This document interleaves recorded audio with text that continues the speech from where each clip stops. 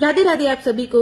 क्या आप जानते हैं कि रामायण की रचना किसने की थी? आप बोलेंगे कि कैसे सवाल कर रहे हो दीदी, वाल्मीकि जी ने की थी। तो वाल्मीकि जी के बारे में क्या आपको ये बात भी पता है कि वो पहले रत्नाकर डाकू थे? जी हाँ, ये एक कहानी है।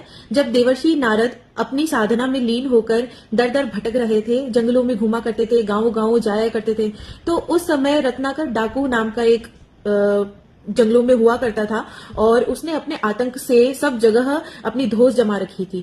कोई भी रात में निकलने से डरता था, सोचता था कि जाएंगे तो रत्नाकर डाकू मिल जाएगा और वो हमें लूट लेगा। इतना कहर था उसका कि सब अब कोई घर से निकलने से पहले लोग 100 बार सोचते थे कि रत्नाकर डाकू मिल जाएगा और हमें लूट लेगा, हमें मार देगा। इतना भय था उसका। तो एक दिन देवर्षि नारद जब जा रहे थे तो उनको बंदी बना लिया उसने। तो देवर्षि नारद ने अपने जाल में उसको फंसा लिया। कहा कि तुम जो ये पाप कर रहे हो उसमें क्या तुम्हारी पत्नी, तुम्हारे बच्चे, तुम्हारे माता पिता उतने ही भागीदार हैं जितना तुम?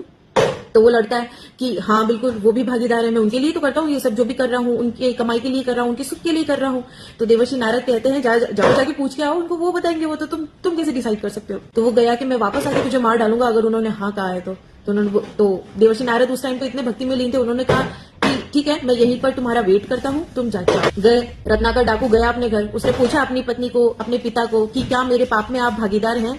तो पिता ने भी मना कर दिया, पत्नी ने भी मना कर दिया। कहा कि मैं आपकी सुख दुख की साथी हूँ लेकिन मैं आपके पाप में भागीदार नहीं हूँ, ये आपकी खुद की कमाई है। रत्नाकर डाकू को बड़ा आघात हुआ।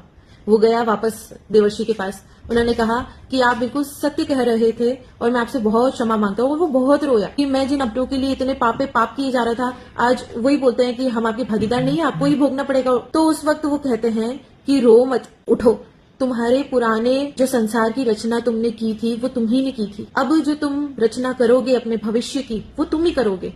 तुम ही अपने मित्र हो, तुम ही अपने शत्रु हो। तो उठो, अपने पुरुषार्थ से अपना भविष्य लिखो। तो वही रत्नाकर डाकू बाद में रामायण की रचना करता है और आज हम सब उनको वाल्मीकि जी के नाम से जानते हैं। तो इसमें एक पंक्ति नारद जी ये भी कहते हैं कि असीम संभावनाओं का स्वामी मनुष्य काश खुद को पहचान पाता। राधे राधे।